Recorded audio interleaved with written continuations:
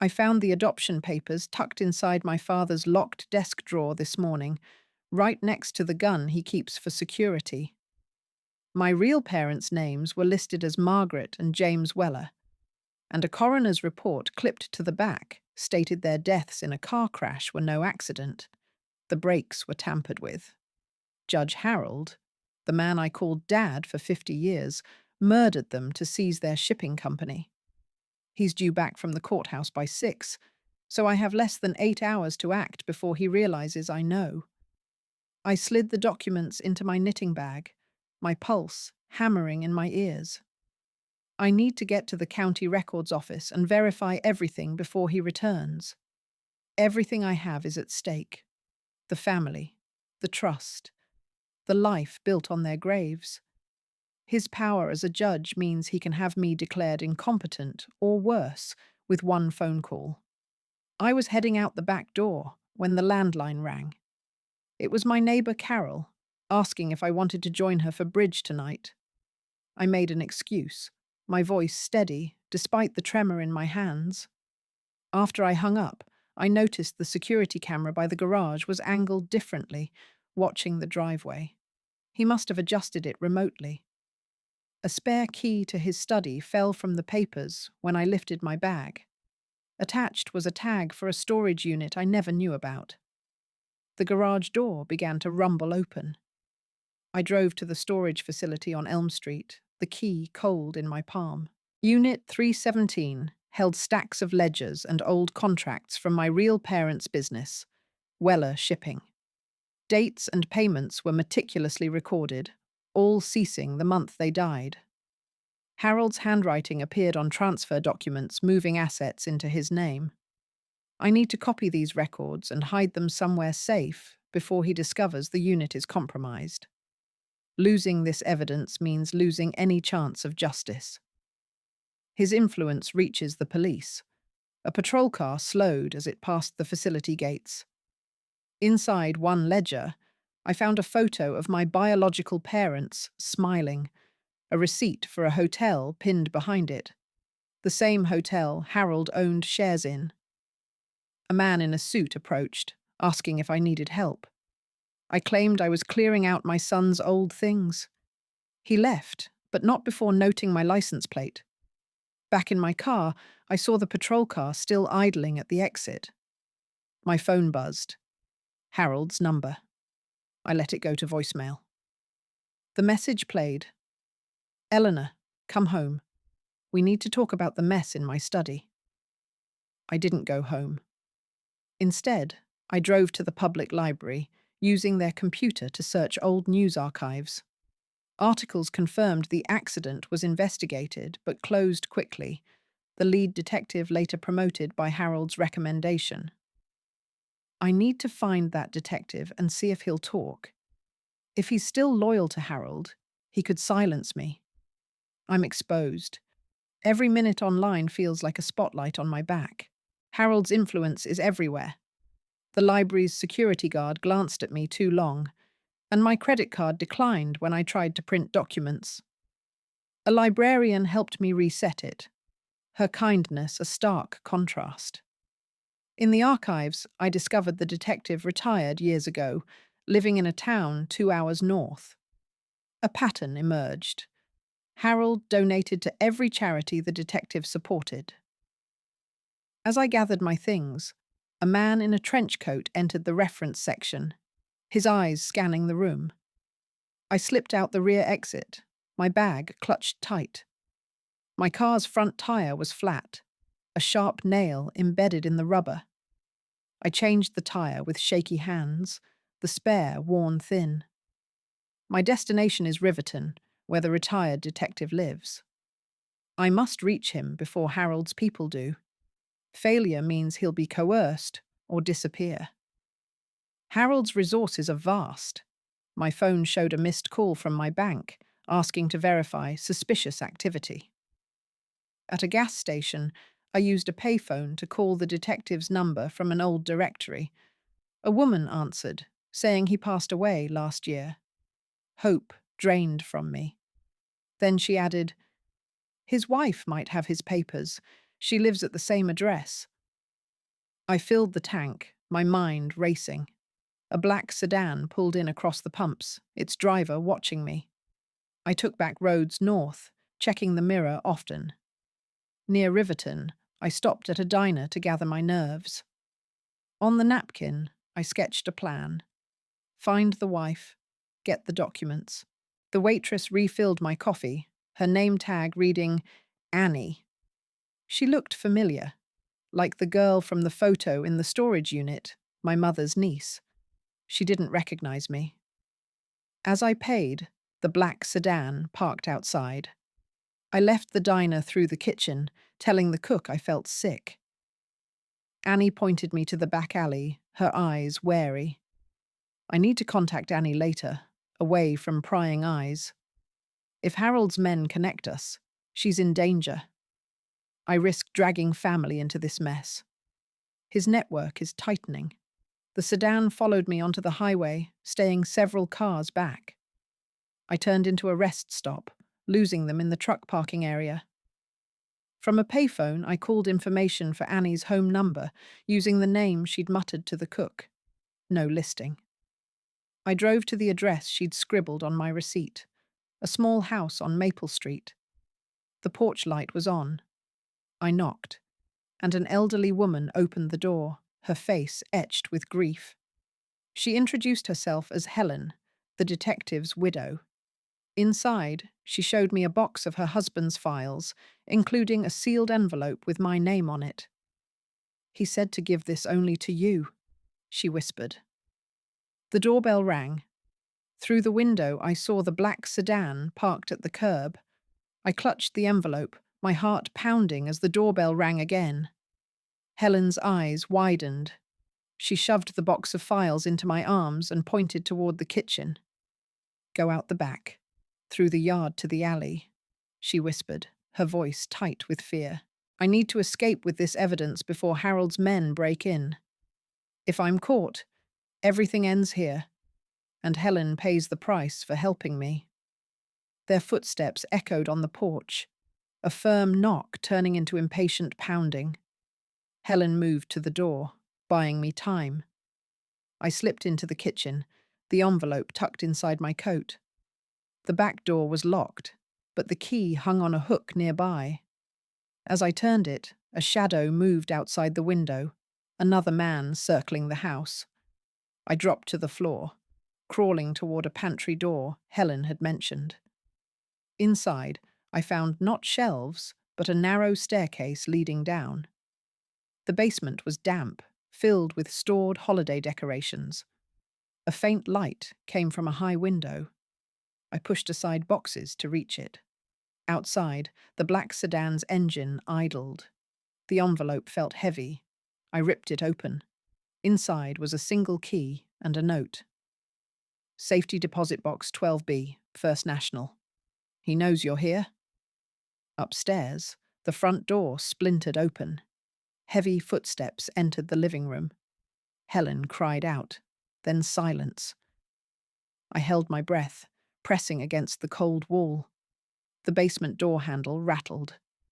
I stayed frozen in the basement, listening as the men searched upstairs.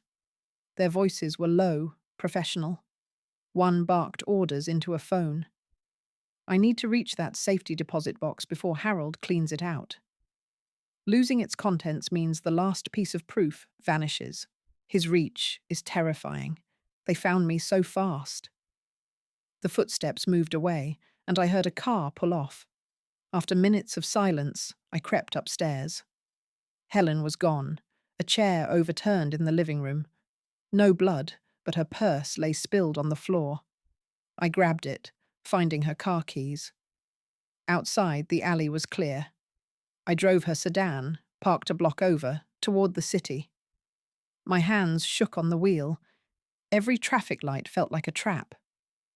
At a stop sign, a police cruiser pulled up beside me. The officer glanced over, and I forced a smile, looking like any grandmother running errands. He drove off. I reached the bank just before closing, the key burning in my pocket. The clerk led me to the vault, her demeanor neutral. Box 12B held a single flash drive and a dated journal. As I signed the ledger, the clerk's phone buzzed. She read the message, her eyes flicking to me. "One moment, ma'am," she said, stepping away. Through the vault door, I saw two men in suits entering the bank lobby.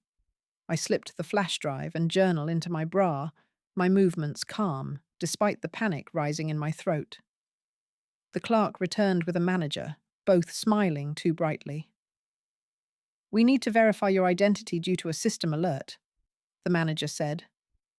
I nodded, following them out, but veered toward the restroom instead.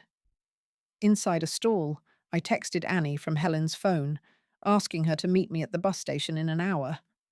I need to get to Annie and copy this data before Harold's men confiscate it. If I fail, Helen's abduction was for nothing. Their resources are everywhere. The bank was compromised. I exited the restroom through a service hallway, emerging into a back alley. Helen's car was still parked out front, likely watched.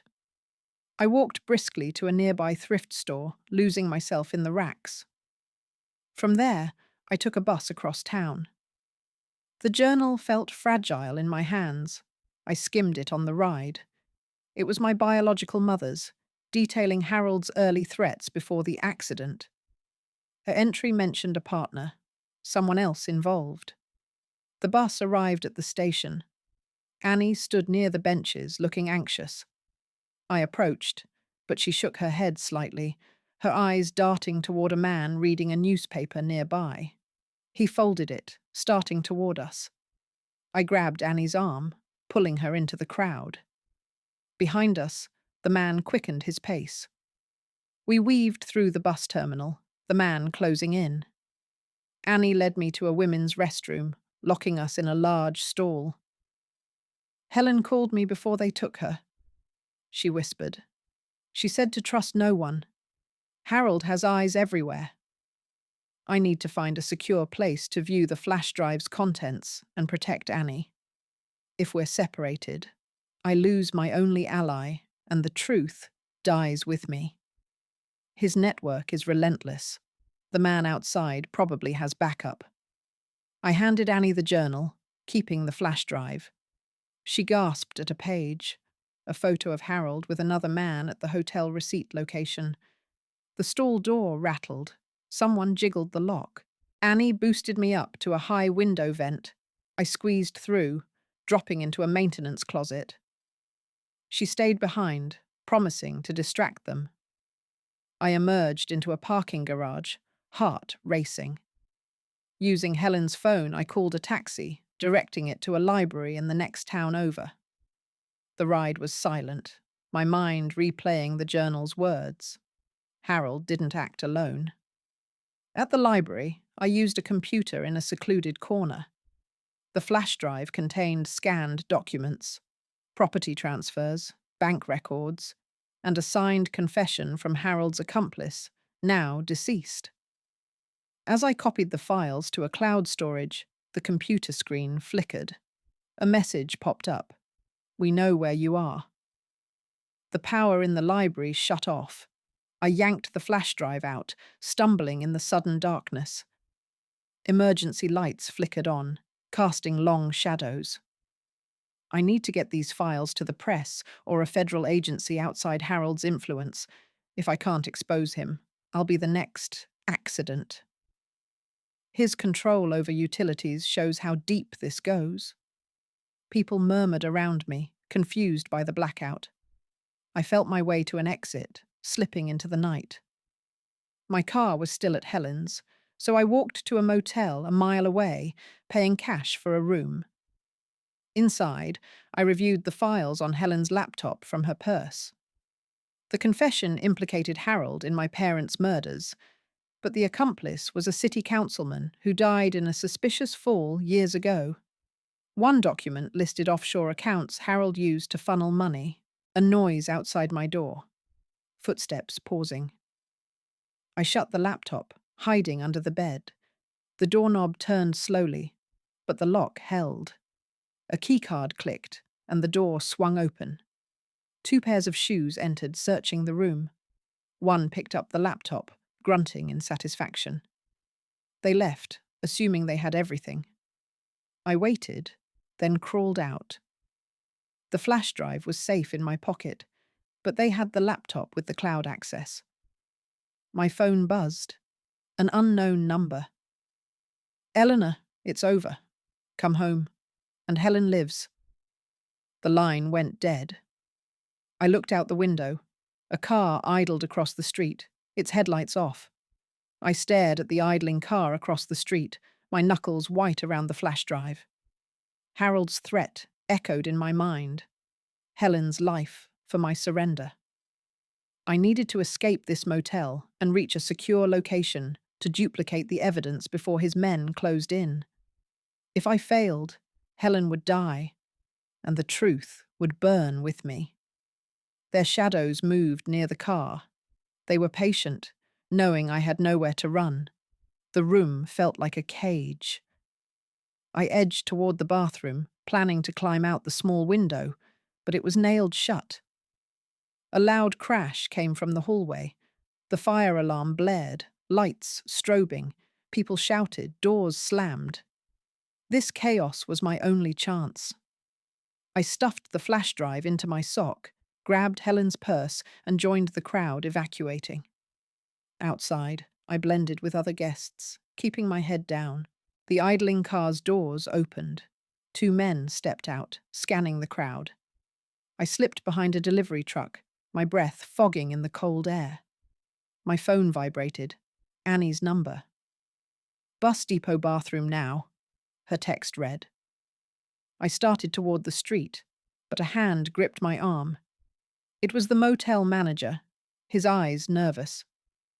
"They paid me to alert them," he whispered, shoving a key into my hand. "Take my car, the blue sedan around back." He pointed, then melted into the crowd. I ran, finding the car unlocked. As I turned the key, the dashboard screen lit up. GPS tracking active. The headlights of the black sedan swung into the alley behind me. I tore out of the alley, the GPS warning glaring from the screen. I needed to disable the tracking and meet Annie without leading Harold's men to her. If they caught us together, she'd share Helen's fate. His resources were everywhere. Even a borrowed car was compromised. I drove erratically, turning down narrow streets to lose any tails. The bus depot was a mile away. I parked in a grocery store lot, smashing the dashboard with a tire iron until the screen went dark. Sweat dripped down my back. On foot, I moved through back alleys, the flash drive a hard lump in my shoe. Annie waited in the women's restroom, her face pale under the fluorescent lights. "Helen's safe for now," she breathed. "I have a friend in the DA's office. But Harold has moles there too. We had to get the files to a federal agent outside the state, someone Harold couldn't touch. If we made a mistake, it would mean our destruction." She handed me a burner phone and a list of contacts. As we huddled in a stall, the main door creaked open. Heavy footsteps entered, pausing at each stall. Annie shoved the documents into my hands and flushed the toilet, creating noise. The footsteps retreated. We waited, then peeked out. The bathroom was empty, but a man's voice echoed from the depot lobby, asking about 2 women matching our descriptions. My burner phone buzzed with a message from an unknown number. "The package is compromised. Abort meeting." Annie's eyes met mine. She hadn't sent that. We were set up. We split up, Annie heading for the trains, while I took a bus to the outskirts. I needed to find a way to verify the federal contacts without walking into a trap. Trusting the wrong person meant handing Harold everything. His reach was suffocating. The bus driver glanced at me too often in the mirror. I got off early at a quiet suburb, ducking into a library branch I remembered from years ago. Using their computer, I cross-referenced the list Annie gave me with independent news reports. One name stood out: Agent Miller, who had investigated political corruption before. I called his office from a payphone, leaving a vague message about inheritance documents. My hands trembled. Every second exposed me. The library felt too quiet. A librarian approached, offering help, but her name tag was crooked, and she smelled of expensive cologne, out of place here. I excused myself to the restroom, locking the door. From the window, I saw a sedan pulling into the parking lot. I climbed out, dropping into a hedge. As I ran through backyards, my phone rang, Agent Miller returning my call. "Meet me at the old train yard in 1 hour," he said, his voice crisp. "Come alone." I agreed, but when I hung up, a text from Annie came through. "Miller is dirty. Harold owns him." I froze, standing in a stranger's garden. The back door of the house opened, and a man stepped out, holding a phone to his ear. It was one of Harold's men from the motel. He smiled, advancing slowly. I bolted through the garden, leaping over a low fence into the next yard. The man gave chase, shouting into his phone. I needed to lose him and get to a real authority, but Harold had corrupted every path. If I couldn't find a clean ally, I'd have to go public myself, risking discredit or death.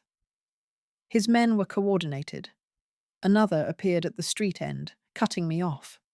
I ducked behind a shed, pulling out the flash drive. There was no time. I had to hide it. I spotted a child's toy box, slightly ajar, and tucked the drive inside a plastic horse. Then I ran toward the street, drawing them away. A car screeched to a halt, Annie at the wheel, gesturing wildly. I jumped in, and she sped off. "Miller was a trap," she said, her knuckles tight on the wheel. "But I found something else. Harold's wife is filing for divorce. She might talk." Now we had to reach her before Harold silenced her. It was dangerous. She was guarded and bitter. Annie drove us to a gated community, using a visitor pass she'd forged. We parked down the street from the mansion. Through binoculars, I saw movers loading furniture. She was leaving today. As we approached, a black van pulled up, and men in suits emerged, heading for the house. Harold was making his move. Annie grabbed my arm. "We're too late," she whispered. But then the front door opened, and Harold's wife stepped out, holding a suitcase and a look of defiance. She spotted us, her eyes widening. She mouthed one word: "Help." The men from the van started toward her, and she threw the suitcase at them, running in our direction. We scooped her into the car, peeling away as the van gave chase. Margaret, Harold's wife, was breathless, her hands shaking. "He knows everything," she gasped. "I have proof he killed your parents. It's in a safe at my sister's house." I needed to get that proof and combine it with the flash drive to build an undeniable case. If we failed, Harold would bury us all. His men were relentless. The van rammed our bumper, forcing us onto a rural road. Annie drove skillfully, but the car shuddered from the impact. Margaret explained that Harold had threatened her for years, but my investigation pushed her to act.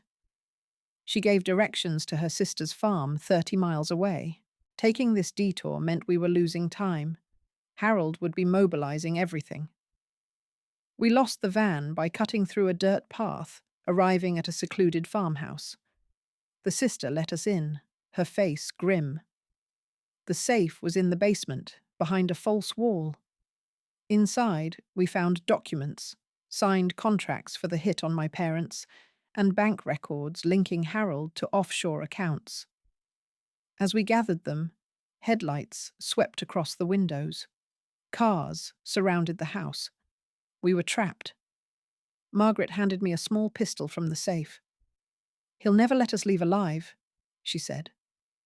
I looked at the papers in my hand, the final piece. But then the landline rang, and the sister answered. Her face went pale. "It's Harold," she whispered. "He says he's coming in, and he's not alone." The front door handle rattled, then splintered as something heavy hit it. The door exploded inward, wood shards flying. I raised the pistol, my hand steady, despite the tremor in my soul. Harold's men flooded into the farmhouse living room, their faces masked, weapons drawn. I needed to create a diversion to get everyone out through the basement exit Margaret had mentioned. If we didn't break free now, the evidence would be destroyed, and we'd be buried in unmarked graves. Their advance was methodical, fanning out to cut off any escape. Margaret shoved me toward the hallway, shouting for her sister to lead the way. As we retreated, gunfire erupted. One of the men shot the ceiling, raining plaster down. In the chaos, I fired a warning shot into the floor, causing them to hesitate. That's when the lights went out. Annie had cut the power from the fuse box. We scrambled in the dark, feeling our way to the basement stairs. Behind us, the men cursed, using flashlights to search. The basement was colder, filled with the smell of damp earth. Margaret's sister pointed to a narrow tunnel behind some shelves, an old root cellar exit. We crawled through, emerging into a moonlit field. The sound of engines approached. More cars were coming. We ran toward the tree line, but a figure stepped out from the shadows. It was Harold himself, holding a phone, his expression calm. "Eleanor," he said, his voice cutting through the night. "It's time to end this." He gestured, and armed men moved to surround us. I tightened my grip on the pistol, but then his phone rang. He answered, and his face changed. Shock, then rage. He barked orders, and his men hesitated, confused. In that moment, a distant siren wailed, growing closer. Harold glared at me. "This isn't over," he spat, before turning and rushing back toward the cars. His men followed, leaving us alone in the field. The sirens were loud now, but no vehicles appeared. Then my burner phone buzzed. A message from an unknown number. "The sirens are a recording. Run now. They're circling back." We sprinted into the woods, the fake sirens fading behind us. I needed to reach the highway and flag down real help before Harold realized the deception. If we stayed in the open, his men would hunt us down like animals. His resources included jamming technology. Our phones lost signal as we ran. The woods were thick, branches scratching our faces. Margaret led the way, recalling an old hunting trail from her childhood. Annie supported her sister, who was limping from the rush. I clutched the documents inside my coat, the pistol heavy in my pocket. After what felt like hours, we reached a dirt road. A lone pickup truck was parked near a gate, its engine cold. I hotwired it, using skills from my late husband's tales, the engine roaring to life. We drove toward the interstate, silence hanging between us. We had to get to a federal building in the next state, where Harold's influence might not reach. But as we merged onto the highway, a news report crackled on the radio, a bulletin about a statewide manhunt for an armed grandmother involved in a kidnapping. My photo flashed on a digital billboard we passed. Harold had used his media connections to paint me as a criminal. We were now fugitives. I took an exit, heading for a small town to regroup. At a deserted rest stop, we cleaned up in the bathroom, our reflections gaunt. Margaret found a payphone and called a contact from her divorce lawyer, someone who owed her a favor. She hung up, her eyes hopeful. "He's sending a courier to meet us at the old mill outside town. He can get the evidence to the right people." We drove there, the mill looming in the dusk. A man stood waiting, holding a briefcase. But as we approached, he opened it. It was empty. He smiled, pulling a gun. "Harold sends his regards," he said. Behind us, car doors slammed. I ducked behind the pickup, pulling the pistol from my pocket. The courier advanced, his gun trained on me. I needed to neutralize him and escape this ambush to preserve the evidence. If he succeeded, Harold would erase every trace of his crimes, and we'd be branded as liars. His men were closing in from the trees. We were surrounded again. Margaret screamed, drawing the courier's attention. In that split second, I fired, hitting his shoulder. He dropped, writhing. Annie grabbed the briefcase, using it as a shield. We bolted for the mill, its door hanging open. Inside, it was dark and dusty, machinery looming like skeletons. We barricaded the door with old barrels, our breaths coming in gasps. The men outside shouted, trying to break in. I checked the documents, still safe. Then I noticed a faded map on the wall, showing underground tunnels used for transporting grain decades ago. Margaret remembered them. They led to the river. We pried open a hidden hatch in the floor, descending into the damp darkness. The tunnels were narrow, filled with the scent of decay. We moved slowly, using a phone flashlight until the battery died. In the blackness, we heard footsteps behind us. They had found the entrance. We hurried, emerging at the riverbank where an old rowboat was tied. As we pushed off into the current, gunfire echoed from the mill. We rowed hard, the city lights glimmering in the distance. But the boat began to take on water. A bullet had pierced the hull. We were sinking, and the current was pulling us toward rapids. I gripped the documents, knowing they were our only hope. Then, a spotlight swept over us from a patrol boat upstream. A voice called out, "Stop! Police!" Relief washed over me, but as the boat drew closer, I saw the officers weren't in uniform. They wore plain clothes, and one held up a badge I recognized from Harold's study. It was a fake. We jumped into the icy water, the current tearing at us. I held the documents above my head, struggling to stay afloat. The fake police boat sped closer, its occupants shouting commands. I needed to reach the far shore and find a hiding place before they captured us.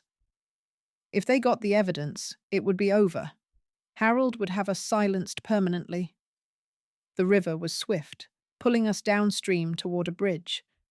Annie and Margaret were strong swimmers, but the sister was struggling. I grabbed her arm, kicking toward a cluster of rocks. We hauled ourselves onto a small island, shivering and exhausted. The boat circled, but couldn't approach the shallow waters. They radioed for backup. We had minutes at most.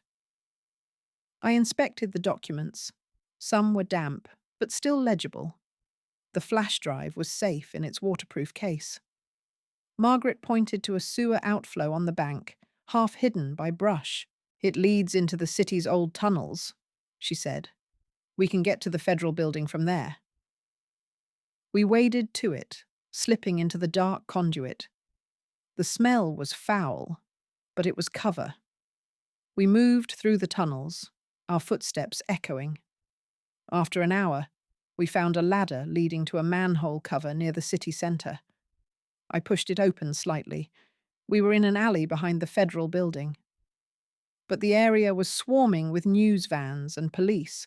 Harold had staged a press conference, claiming I was unstable and dangerous. He stood on the steps, surrounded by cameras, denouncing me as a kidnapper. We couldn't approach without being arrested.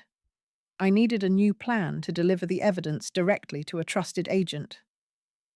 My burner phone had 1 bar of signal. I sent a pre-arranged code to a number Annie had given me, a signal for emergency extraction. A reply came instantly. "Stay put. Help is coming." We hid behind dumpsters, watching Harold's speech. Then, a black SUV pulled into the alley, its windows tinted. The door opened, and a woman gestured for us to get in. She showed an FBI badge. I hesitated, but Annie nodded, recognizing her from past investigations. We climbed in. the door sliding shut. As we drove off, I glanced back. Harold was staring directly at the alley, a faint smile on his face. The SUV turned a corner, and the driver spoke. "I'm Agent Miller's partner. He's been arrested for corruption. Harold set him up." My heart sank. The woman smiled. "Don't worry, I'm clean." But then she locked the doors remotely, and the windows darkened. "Harold pays well," she said, pulling a gun from her coat. The gun barrel gleamed in the dim light of the SUV. I met the woman's eyes, my mind racing. I needed to disarm her and regain control before she delivered us to Harold. If she succeeded, we'd vanish without a trace, and the truth would die with us. Her finger tightened on the trigger. She was confident, underestimating a grandmother. The SUV sped through the city, heading for the outskirts. Margaret gasped, and Annie shifted beside me. I slowly moved my hand toward the door handle, but it was child-locked. The woman chuckled. "No escape this time?" she said. Then the SUV swerved violently. A truck had cut us off. Brakes screeched, and we were thrown forward. In the chaos, I lunged, grabbing her wrist and forcing the gun upward. It fired, the shot deafening in the enclosed space. The bullet shattered the windshield, and the driver lost control. We crashed into a lamppost, the impact jarring us. Dazed, I saw the woman slumped over, unconscious. The driver was stirring, so I grabbed the gun and kicked open the door. We stumbled out into the street, people gathering around. Sirens approached, real police this time. I waved the documents, shouting about evidence and Harold's crimes. An officer approached, hand on his holster. But then a news crew arrived, cameras rolling.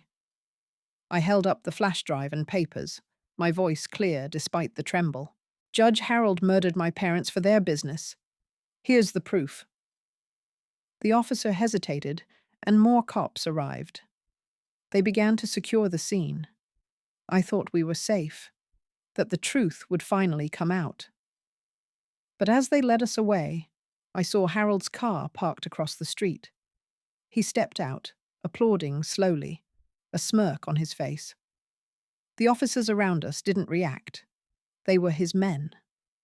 One took the evidence from my hands, handing it to Harold. He glanced at it, then tossed it into a nearby trash can. "No one will believe you, Eleanor," he said softly. "You're just a confused old woman." He turned to leave, but then a voice boomed from a loudspeaker. "FBI! Everyone freeze!" Federal agents swarmed the area, and Harold's smile vanished. An agent approached me, his badge genuine. "We've been watching him for months," he said. "We need your statement." Relief flooded me. But as I looked at Harold, he locked eyes with me and mouthed, "This isn't over." Then he was handcuffed and led away. The agent handed me back the evidence, but when I checked the flash drive, it was cracked, useless. The documents were soaked from the river, ink blurred. The real proof was gone. The FBI agent led me to a safe house, my hands still shaking from the confrontation. Harold was in custody, but the destroyed evidence meant the case rested on my testimony alone. I needed to ensure my statement was ironclad and uncover any backups or witnesses Harold might have missed. If my word wasn't enough, he could walk free and come for me with everything he had. The safe house was a bland apartment, but I felt exposed. Harold's network extended into law enforcement. An agent named Carter debriefed me, his questions sharp and focused. I recounted everything, from the adoption papers to the storage unit, but without physical proof, his skepticism was palpable. As I spoke, a noise came from the hallway, a scuffle, then silence. Carter went to check, leaving me alone. I noticed a familiar logo on a notepad, the same one from Harold's offshore accounts. My blood ran cold. Carter might not be clean. I pretended to need water, heading to the kitchen. There, I found a hidden compartment in the floorboards, a stash of cash, and a burner phone. The phone rang. I answered silently. A distorted voice said, "Testify," and Helen dies. They had Helen. I ended the call, my mind racing. Carter returned, his expression unreadable. "We need to move you," he said. "Harold's lawyers are filing for release." As we prepared to leave, I slipped the burner phone into my pocket. Outside, a car waited, but the driver wasn't an agent. Carter opened the door for me, his hand resting on his gun. "Get in," he said, but his eyes darted toward the alley. I hesitated, then saw Annie's face in a window across the street. She shook her head urgently. Carter followed my gaze, and his demeanor shifted. "Now, Eleanor," he commanded, pushing me toward the car. I stumbled, and the burner phone fell from my pocket, skittering under the vehicle. As I bent to retrieve it, a shot rang out from the alley, hitting Carter in the shoulder. He collapsed, and I scrambled away, but strong hands grabbed me from behind.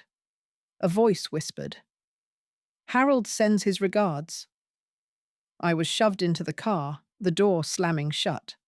The driver accelerated, and I saw Annie running after us, her shouts fading. The man beside me smiled, holding up the broken flash drive. "You should have quit while you were ahead," he said. The car turned into a dark underground garage, and the doors locked automatically. The garage was cold and smelled of oil. My captor dragged me out, his grip firm. I needed to escape and find Helen before Harold's men silenced her for good. If I failed, another innocent person would die because of my investigation. Harold's reach was terrifying. Even from jail, he controlled this operation. The man led me to an elevator, pressing a button for the basement. I remembered the burner phone in my pocket, but it was dead. The elevator doors opened to a dimly lit corridor lined with doors. He pushed me into a room containing only a chair and a table. "Wait here," he said, locking the door. I listened, hearing his footsteps fade.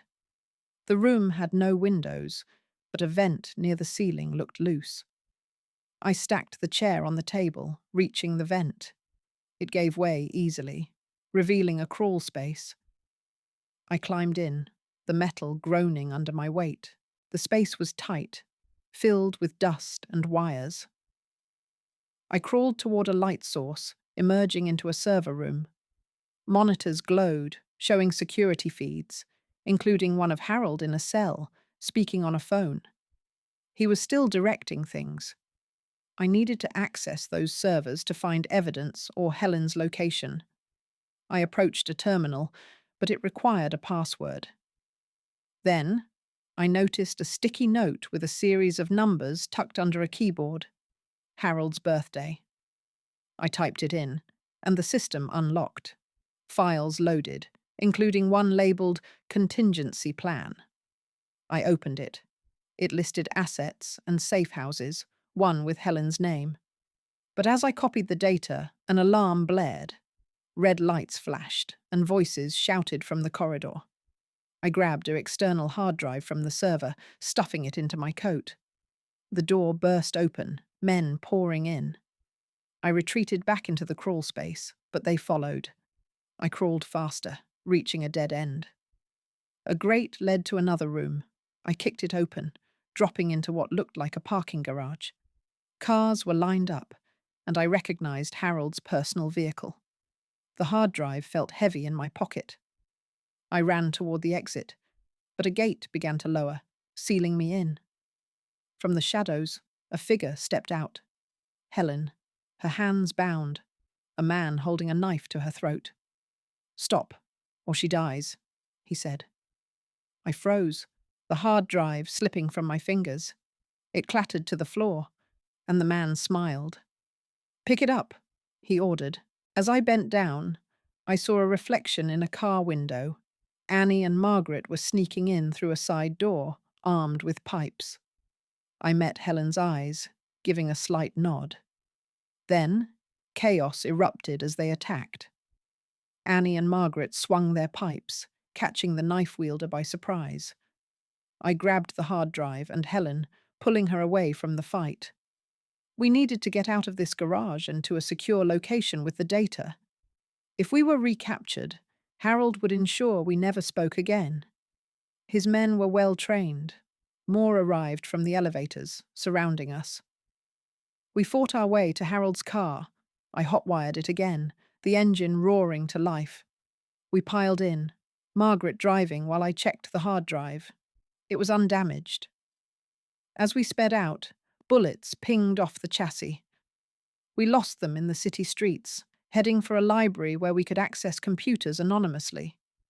The hard drive contained financial records, emails, and even video confessions from Harold's accomplices. But one file was encrypted, labeled Legacy. I needed to decrypt it to find the full scope of his crimes. If it held the key, we could end this for good. At the library, we used a public terminal, but the encryption was strong. Annie remembered a hacker friend from her past and called him. He guided us through a bypass, but it took time. Library security noticed our furtive behavior and approached. I pretended to be researching genealogy, but he wasn't fooled. "You need to leave," he said. We packed up.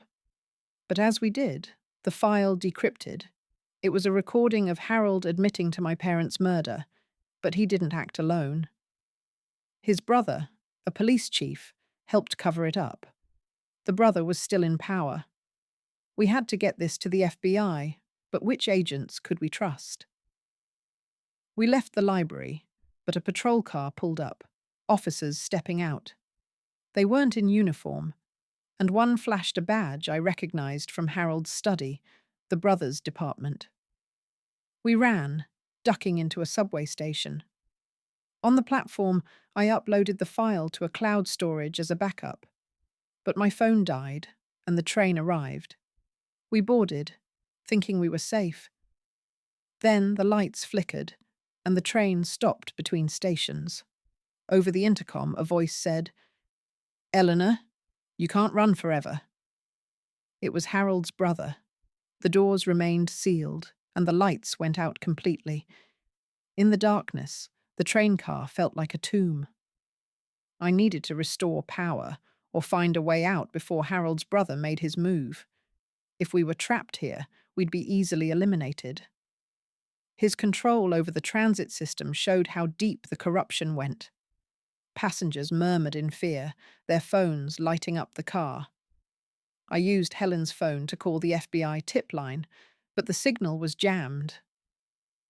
Annie remembered an emergency exit at the end of the car, a hatch leading to the tracks. We pushed through the crowd, but the hatch was locked from the outside. Margaret found a fire extinguisher, smashing the control panel. Sparks flew, and the lock released. We climbed out onto the tracks, the tunnel echoing with distant sounds. We had to walk to the next station, but it was miles away. The hard drive was safe, but the cloud upload might have failed. As we walked, a train horn blared behind us. We pressed against the wall as it sped past, the wind pulling at our clothes. We reached a maintenance room, its door ajar. Inside, we found maps of the tunnel system and a working phone line. I called Agent Carter's number from memory. He answered, his voice strained. "I'm clean," he said. "Harold's brother has moles everywhere. Meet me at the old post office. I have a team." We agreed, but as we left the room, figures emerged from the shadows, Harold's men, armed with silenced pistols. We ran, the tunnels twisting like a maze. I led the group to a ventilation shaft I'd seen on the map. We climbed up, emerging into a basement filled with old mail sorting equipment. The post office was abandoned, but voices came from above. We hid behind machinery, watching as Carter and his team entered. But then, Carter pulled out his gun, aiming it at his own men. "Sorry, Eleanor," he said. The price was too high. He was working for Harold's brother. We were surrounded, with no way out. I handed the hard drive to Annie, signaling her to run. She nodded, slipping away through a back passage. Carter advanced, his smile cruel. "It's over," he said. But then a shot rang out, and Carter fell. From the doorway, Annie stood with a smoking gun. She had found a security guard's weapon. The remaining agents hesitated, and we made a break for it. As we reached the street, federal vehicles screeched to a halt, and agents swarmed the building. One approached me. It was the same agent from the arrest, his badge genuine. "We have Harold's brother in custody," he said, "but Harold himself has escaped." Harold was free. The news hit me like a physical blow. We were taken to a new safe house, this time with verified agents. I needed to find Harold before he disappeared or retaliated. If he escaped justice, he would rebuild his empire and hunt us down forever. The agents secured the hard drive evidence, but Harold had resources offshore and allies abroad. We were safe for now, but the threat loomed larger than ever. I reviewed the files with the agents. They confirmed everything. But Harold had a head start. He'd likely go to a private airfield or a safe house we didn't know about. Margaret remembered a property he owned in Canada, used for hunting trips. We provided the location, and the FBI mobilized. But I couldn't just wait. I had to be there. I insisted on joining the raid, using my knowledge of Harold's habits. The agents reluctantly agreed, flying us to the border in a helicopter. The property was remote, a lodge surrounded by woods. We landed a mile away, approaching on foot. The team moved in, but the lodge was empty, recently vacated, with a car missing. We found a hidden basement filled with cash, passports, and weapons. Harold was preparing to run. But then a noise came from outside, an engine starting. We ran out to see a SUV speeding away. The agents gave chase, but I stayed behind, searching the lodge for clues. In a desk drawer, I found a photo of my biological parents, with a note on the back. "Forgive me, Eleanor."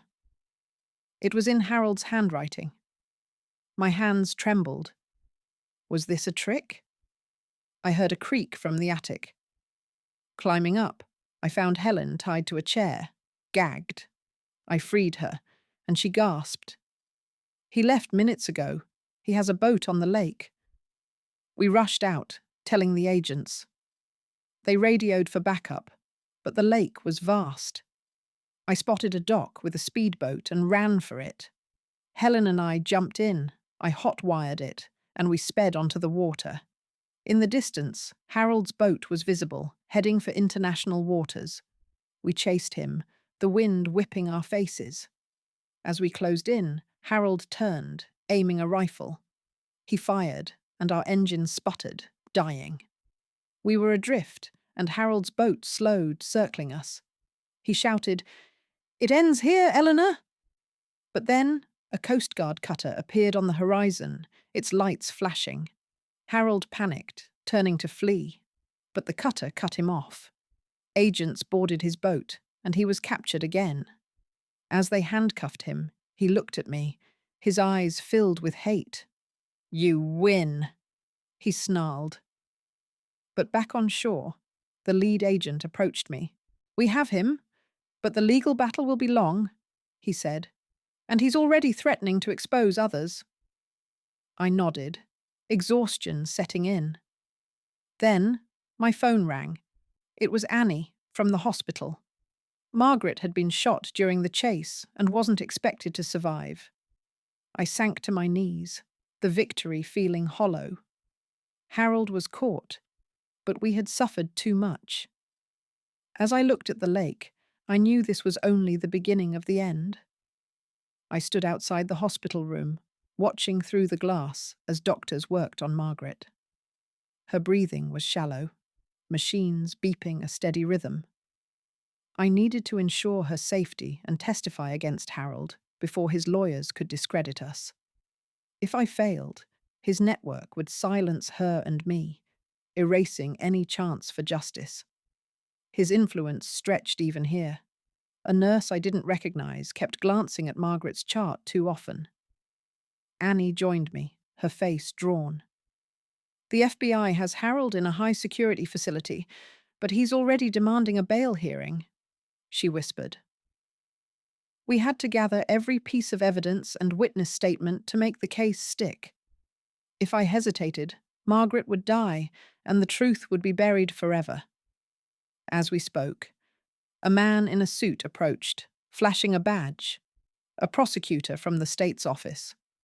He wanted my official statement immediately, but something felt off. His questions seemed designed to trap me.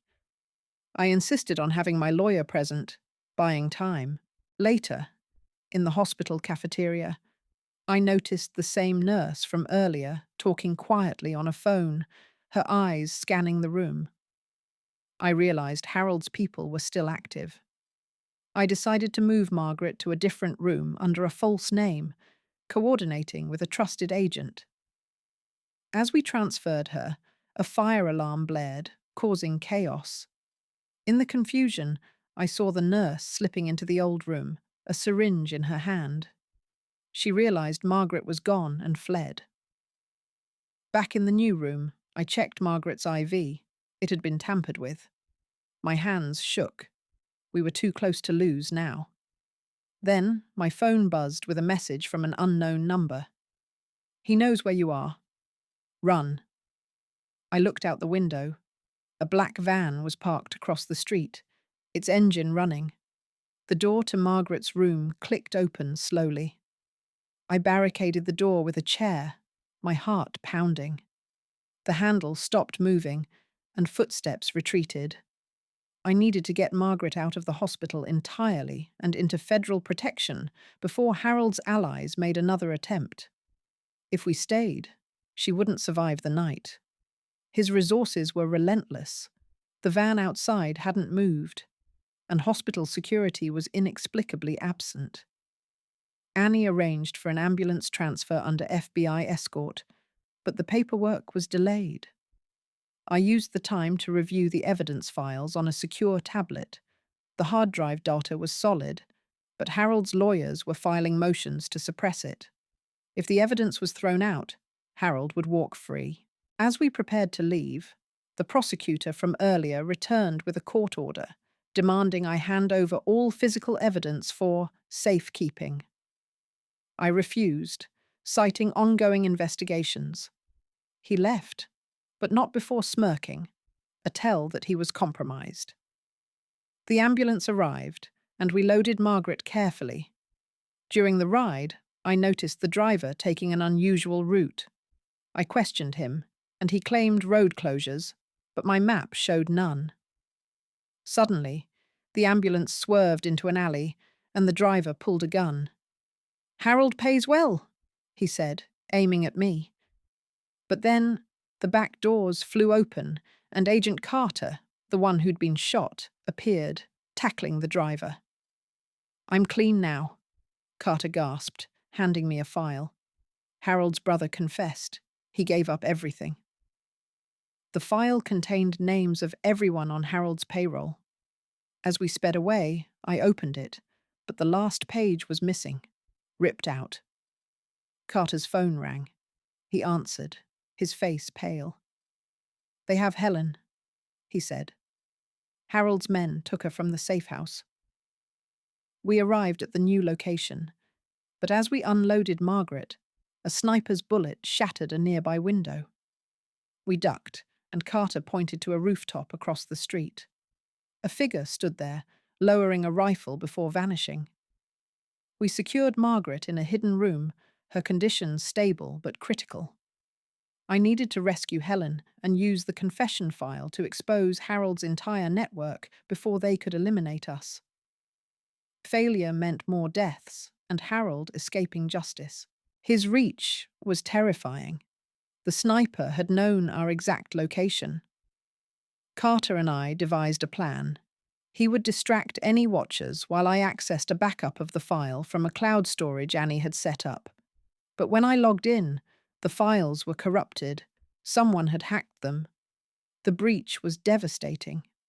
Without that list, we couldn't identify all threats. I remembered a key detail from the hard drive.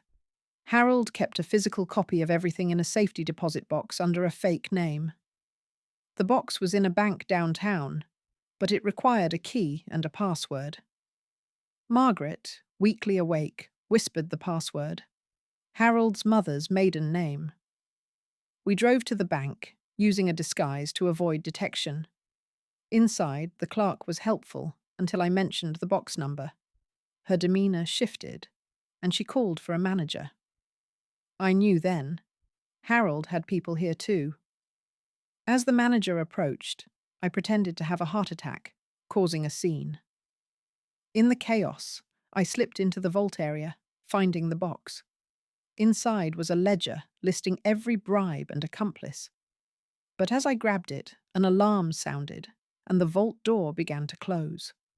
I squeezed out just in time, but the ledger was heavy, and men were converging from both ends of the hall. I ran toward an emergency exit, bursting into a back alley. A car waited, engine running. Helen was inside, tied up, but alive. The driver was one of Harold's men, and he smiled. "Trade," he said, pointing to the ledger. "Her for that."